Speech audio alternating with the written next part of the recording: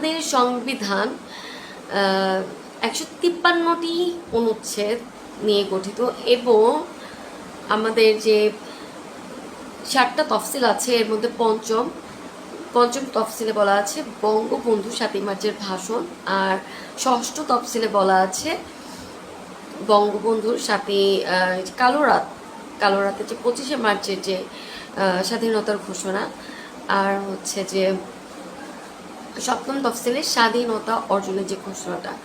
তো এখন কথা হচ্ছে যে এই যে আমাদের প্রাণের সংবিধান, এই সংবিধান রক্ষার দায়িত্ব আপনার, আমার, আমাদের সকলের। যে যার জায়গা থেকে এগিয়ে আসতে হবে। আমরা তো মোটামুটি সংবিধানের কিছুটা নলেজ তো পেলাম, আশা করি এলাবোরেটলি আরও কিছু আমি আলোচনা করবো আপনাদের সাথে। ততদিন পর্যন্ত ভালো থাকবেন।